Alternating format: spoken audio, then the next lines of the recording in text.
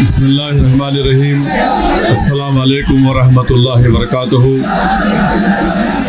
صدر محترم آل India Muslim personal حضرت مولانا خالد سیف اللہ رحمانی صاحب شہ نشین بتشریف فرما، قوم اور ملت کے تنظیموں کے ذمہ داران، میرے ساتھی اراکین پارلیمان، دیگر سیاسی پارٹی کے ذمہ دار، معزز حاضرین اکرام، بزرگان قوم اور ملت، میں صرف آپ کے سامنے یہ عرض کرنا چاہ رہا ہوں کہ نریندر مودی کی حکومت وقف بل کو لا کر قانون بنانے کی جو کوششیں کر رہی ہے، ان کا مقصد ایک ہی ہے کہ اس ملک میں امن کو خراب کیا جائے. وزیر اعظم کا مقصد ایک ہی ہے کہ مسجد اور مندر کے نام پر عوام ہمیشہ لڑتے رہے، اور اس بل کا مقصد یہ نہیں ہے کہ وقف کی جائیدادوں کو مضبوط کیا جائے یا ان کی حفاظت کی جائے.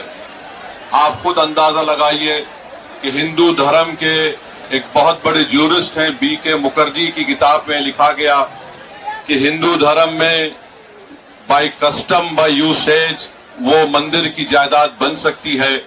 تو نریندر مودی وقف کے وقف بائی یوزر کو اس طرح سے ختم کر رہے ہیں کہ اگر کوئی ڈسپیوٹ ہوگا یا گورنمنٹ پراپرٹی ہوگی تو وقف بائی یوزر نہیں رہے گا. دلی میں 123 وقف کی جائیدادیں ہیں جس پر دلی حکومت کا دعویٰ یہ ہے، مرکزی حکومت کا، کہ یہ گورنمنٹ کی پراپرٹی ہے.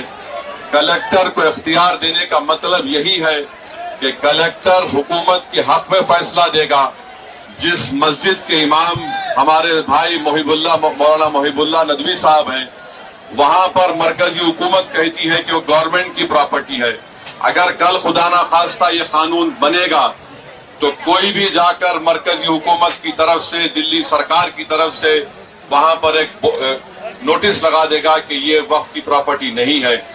ہبا کو نکال رہے ہیں، ٹرانسفر آف پراپرٹی میں ہبا ہے مگر کوئی گفٹ نہیں کر سکتا وقف کی جائیداد کو. نریندر مودی آج کل بھارت کے ہمارے فضیلت الشیخ بنے ہوئے ہیں اور یہ بتا رہے ہیں کہ اگر کوئی مسلمان ہوتا ہے تو اس کو 5 سال تک وہ وقف کو نہیں دے سکتا ہے. یہ کہاں سے ان کو معلوم ہوا؟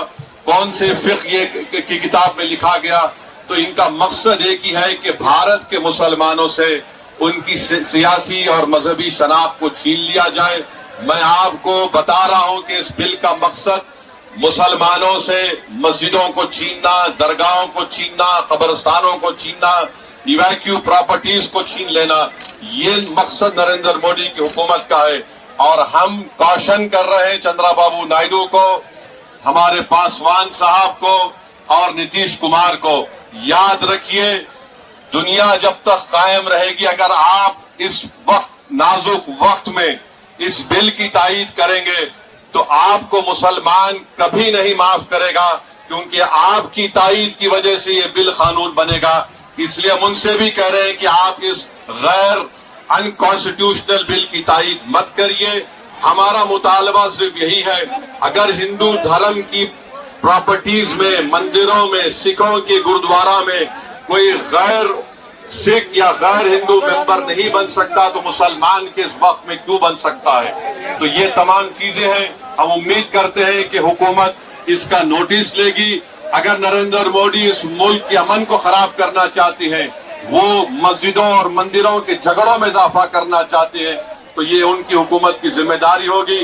میں یہاں پر شکریہ ادا کرنا چاہوں گا ہمارے جوائنٹ ورکنگ کمیٹی پارلیمنٹ کے تمام اراکین کا، اور خاص طور سے کلیان بنرجی صاحب کا، ٹی ایم سی کے راجہ صاحب کا، ڈی ایم کے کا، ہمارے ناصر بھائی کا اور محب اللہ ندوی صاحب کا. ہم نے تمام بڑی کوششیں کی، ہم نے اپنی ڈیسنٹ رپورٹ کو دیا، اور یہ انکانسٹیٹیوشنل ہے.